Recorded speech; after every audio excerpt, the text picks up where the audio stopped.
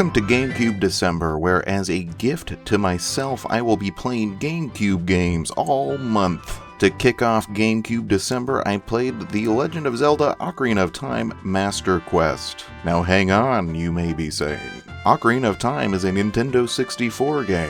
Well, you are correct, but Ocarina of Time Master Quest was a remixed version of Ocarina of Time that for many years was only available for the GameCube. I've wanted to play Master Quest for years and years, because I love Ocarina of Time, and the idea of a new version of Ocarina of Time sounded awesome.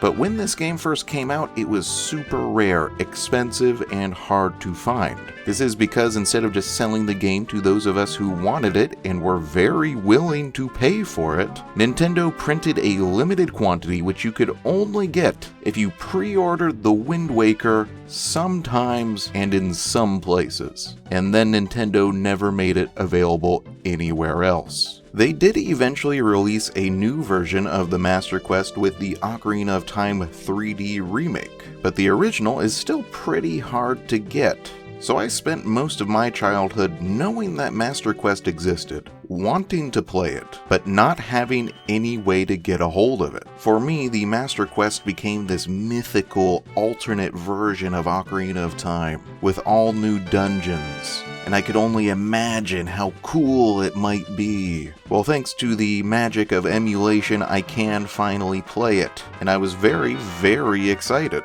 The Master Quest version updated all of the dungeons in Ocarina of Time with new progression paths, more enemies, and new puzzles. The rest of the game is completely untouched. Everything outside of the dungeons is identical to the original version, which is fine, because Ocarina of Time is awesome. The dungeons all still have the exact same layouts of their original versions, but you progress through their individual rooms in a different order, which might not sound like a big change, but I found out that just going through the rooms in a different order goes surprisingly far in making the dungeons feel very different and new. Each time I entered a dungeon, it was kind of really exciting to find out which rooms were going to be open to me first, and to figure out the new way to progress through the dungeon. The other changes to the dungeons range from very creative, like this floating box platforming puzzle in the Forest Temple, to very annoying, like when they filled all of these little platforms with BMOs in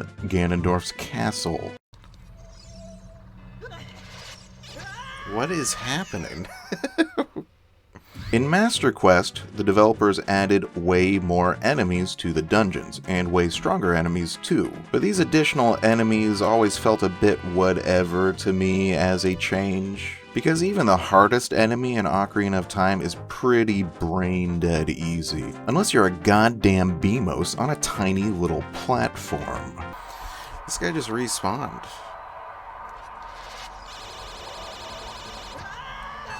Okay. What? It's bullshit. What's far more interesting to me than changing the order of the rooms or adding extra enemies was the way the developers designed the new puzzles. The developers couldn't change the layout of any of the dungeons, and a lot of the puzzles of the original are built into those layouts.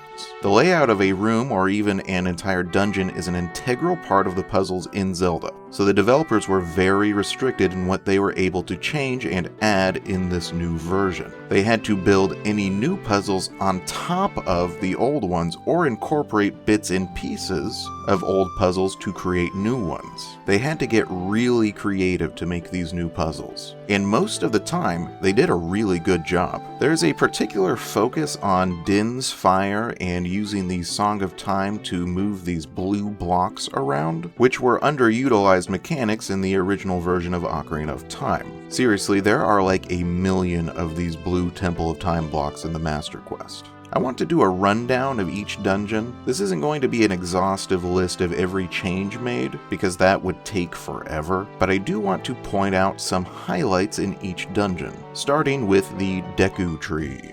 Not a lot of huge changes were made to the Deku tree. There's this room that the developers filled with Goma larvae, and then there's this room where you have to step on this switch to light a torch and then light a Deku stick before the torch goes out, jump on this platform, duck under this spinning spiky bar thing, then light the torches on the other side, and there's barely enough time to do this before the Deku stick gets burnt up. Also, they don't tell you the order of which Deku scrubs to hit in this final room, so you just have to trial and error it until you figure it out. The new Dodongo's Cavern took me forever to do. You go through it in a completely different order. In the original, you start at the bottom and work your way up, but in this new version, you start at the top and make your way down. There's some cool puzzles involving chains of bomb flowers you have to light, and some extra platforming and such, pretty solid. Jabu Jabu's belly was probably my favorite dungeon redesign in the game, because as soon as I walked in, I was confronted by these two cows stuck in the walls. I mean, this is freaking crazy. In this version, Jabu Jabu's belly is full of these poor cows stuck in the walls. They're seriously everywhere. And to make it even more cruel, you have to shoot them in the face with a slingshot to activate doors and switches. It's hilarious and weird and clearly animal abuse. The Forest Temple is still dominated by the search for these 4 Poe sisters, but it has some cool new puzzles. For example, the moving block platforming puzzle I mentioned earlier, where you have to use Temple of Time blocks to scale the side of this wall. This is one of the best examples of creating an entirely new puzzle on top of an old layout in the entire Master Quest. It's really creative. The Fire Temple is weird because you can skip like half the dungeon. I got stuck forever in this one because I didn't know how to get past these walls of fire. It turns out you can just hookshot right through them, and this is an example of when the Master Quest gets kind of really annoying. Sometimes it focuses on using obscure mechanics that just aren't explained anywhere, like the fact that apparently the hookshot can bypass firewalls. How the heck am I supposed to know you can hookshot through a wall of fire? Anyway, you get the Megaton Hammer much earlier in the dungeon, and so when you reach this huge fire maze room, which usually takes a long time to complete, you can just skip right past it. I was kind of dreading going through the Water Temple, because its layout and figuring out how to progress through it can be very confusing even in the original version, and yep, it is an even bigger pain in the ass in the Master Quest version. There aren't a lot of new puzzles here. It's mostly just that changing the order you go through the rooms was enough to completely throw me off. I also got stuck trying to figure out how to get this crate across this gap for a long time.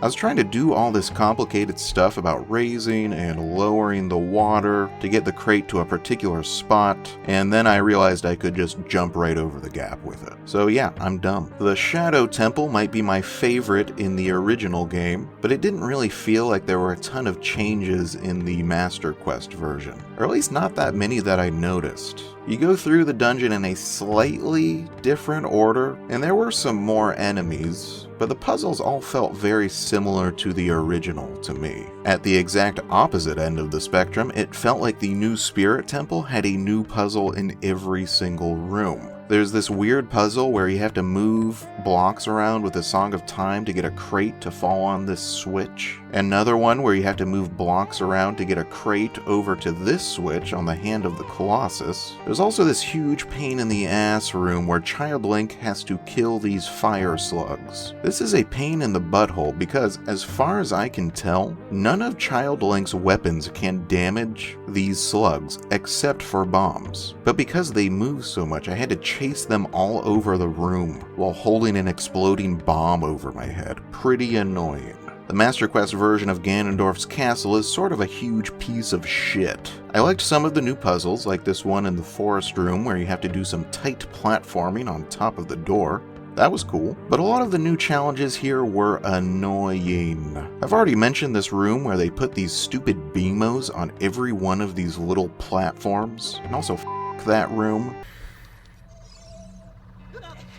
Don't do that to me. Don't do that to me. No. No. Okay.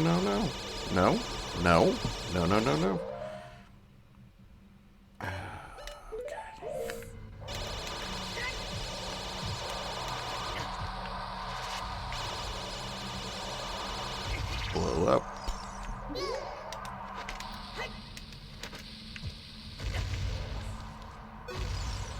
There's also this fire room where I got stuck because even though this platform lifts you up to where the silver rupee is, and you can clearly see Link's model touch the silver rupee, you can't actually pick it up unless you do a backflip into it. Then there's this ice room where you can't get to the fire you need until you activate an invisible switch hidden in the wall behind this stupid grabber hand. This leads me to the Master Quest's greatest flaw, which is sometimes it's just too much of a pain in the butt to actually be fun to play. It's super cool, and I'm really glad I finally got the chance to play it, but I'm definitely never gonna touch this ever again. I think the developers faced a serious challenge when they set out to design entirely new puzzles using old mechanics when they were restricted to designing those new puzzles on top of old puzzles and old layouts. And the developers definitely did accomplish something pretty cool here. Some of these new puzzles are super duper creative, but way too often these new challenges are just freaking irritating and seem to be designed specifically just to annoy me personally. I will be sticking with the original version in future playthroughs.